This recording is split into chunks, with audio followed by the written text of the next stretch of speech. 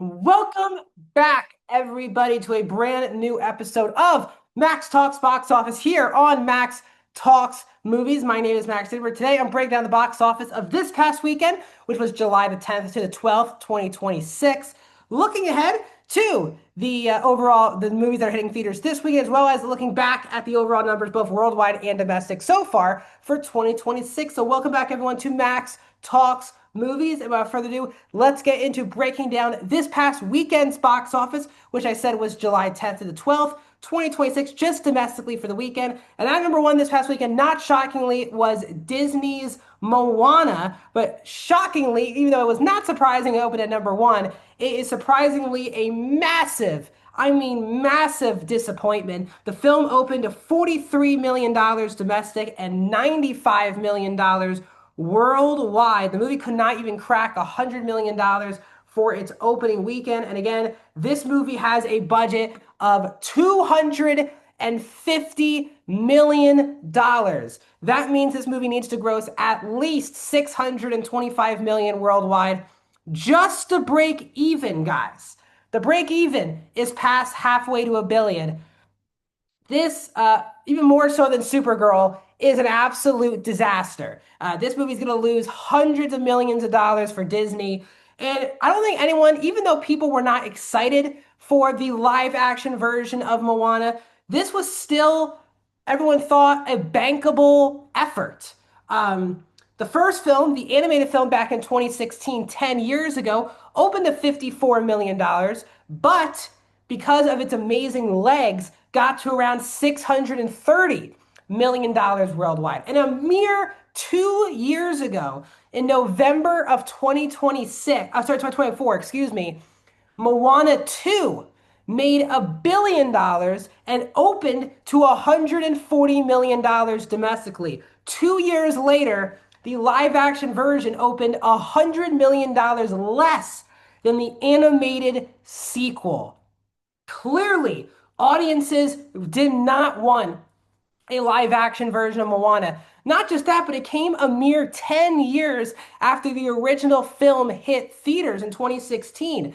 And it really only became a big thing back during COVID and when Disney Plus started. Once Disney Plus began, it was the most streamed movie for like 4 to 5 consecutive years on the streamer. And it obviously became a big boom during COVID. So Moana, the franchise, really hasn't really hit its stride since really 6 years ago, and that's with the first film grossing over $600 million. The fact that this movie can't even crack $100 million for its worldwide total in its opening weekend, this is a disaster. A lot of people need to rethink what is going to happen. Does this mean Disney doesn't want to touch this franchise for a while? Do they want to make a Moana 3 very soon, like an animated Moana 3? I can't imagine we get sequels to this because of how much of a disaster this is. And look, Dwayne Johnson has been going through a very much a rough patch in his career. Smash the Machine, he thought was going to be his awards play, really backfired on him. And here he was going back to the blockbuster side, really does not work out for him as well. Now, again, he still has Jumanji 3 hitting theaters for Christmas. Excuse me. We'll see if Jumanji 3 is a big hit. The first two films were, but reports are the testing scores for audiences are not going well for Jumanji 3. So who knows what's next in The Rock's future as pertains to business, but this is certainly not a good mark in the middle of the summer. At number two, this past weekend was Minions and Monsters from Universal and Illumination. In its second weekend, only a 44% drop, 20.5 million now for Minions and Monsters, 108 domestic, 280 worldwide. Now again, this movie will easily be the least successful of or make the least amount of the three Minions films. Again, the first film back in 2015 had got to $1 billion. The second film, Rise of Gru, 4 years ago got to 950 at its worldwide total. This movie really isn't going to come anywhere close to that. But again, this movie also doesn't have an outrageous budget. It has an $85 million budget on Minions and Monsters. So the movie needs to make 212 just to break even, and the movie's at 280. So the movie is already past its break-even point. It's not going to lose Universal and Illumination a lot of money, but it also doesn't really excite and rejuvenate the franchise, especially when the last three movies were huge, huge hits. Despicable Me 4 got to around $930 million dollars in its worldwide total. Rise of Gru, as I said, got to 950. And then you had Despicable Me 3 and Minions 1 both getting to $1 billion. So they were really on a hot streak with the last four entrants into this franchise. So it's definitely something to look out for. If Universal wants to make more Minions or Despicable Me movies, I don't think they're going to stop making these movies, especially with the budgets that they have, like not even a $100 million budget. That's a really good thing for this movie. But I do think they were shocked that this movie did not bring in as much box office. But look, we have a lot of family movies, and that continues with our number three, which is Toy Story 5. In its fourth weekend from Disney, it dropped 39% in its fourth weekend, 18.5 for the 3 day. Right now, it's up to 403 domestic and $880 million for its worldwide total. So this has been the problem, right? For some of these other movies, especially family movies, there are a lot of family content that has been hitting theaters lately. And that continues with Toy Story 5, Minions, and Moana all releasing a month from each other. And that's tough, especially for Moana, where Toy Story 5 is also a Disney movie. And again, Toy Story 3 and 4 both got to $1 billion. This movie is 120 million away from getting there. It has a very good chance to once again join the $1 billion club.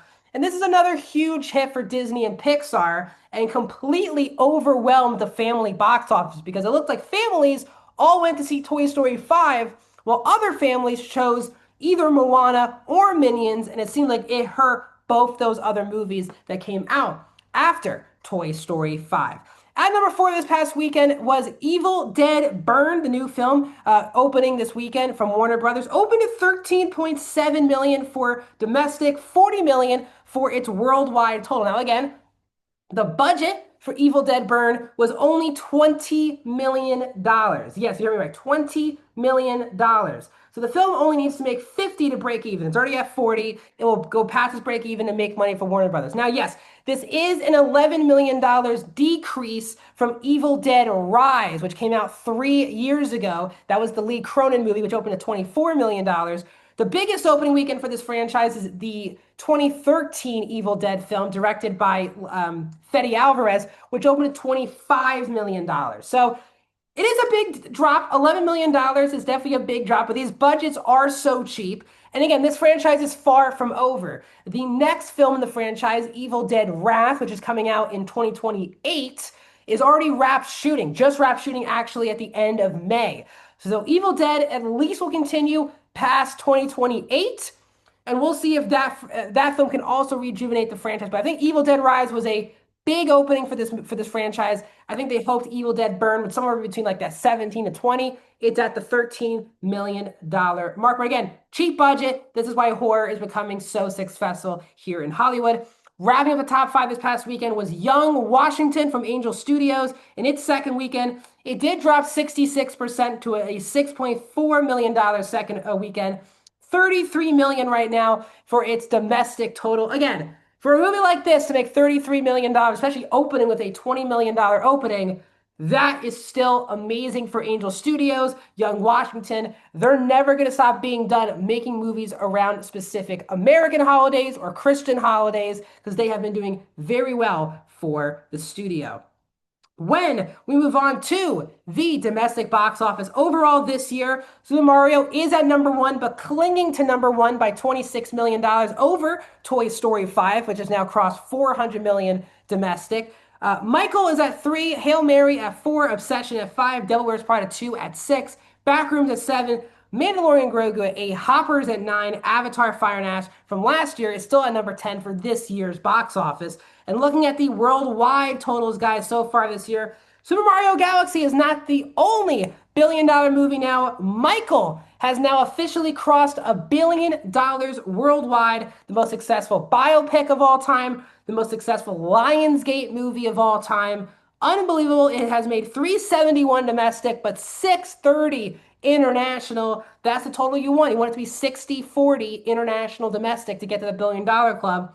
That is what it was for Michael. If you look at Super Mario, it's 57.43. Those are the type of numbers you want to be in the billion-dollar club. Toy Story 5 is close. It's at 68.32 for its international to domestic share. It's at number 3.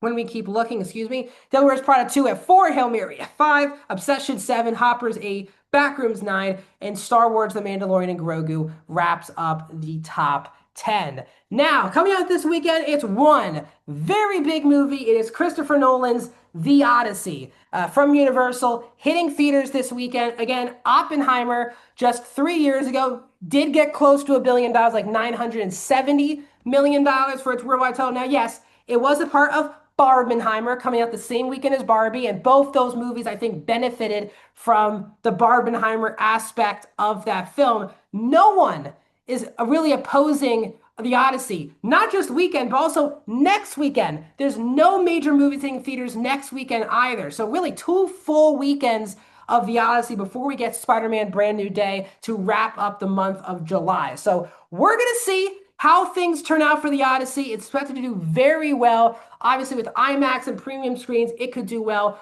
Are you guys going to see the Odyssey this weekend? Let me know down in the comments. Like this video. Please subscribe to my Patreon and my YouTube channel. I promise, guys, I'm crossing my heart. I have all the time in the world this week to really work on my Patreon, add some videos, some exclusive reviews for you guys who are coming to Patreon. So please subscribe, find the tier that's for you, and I'll see you guys in another video very soon.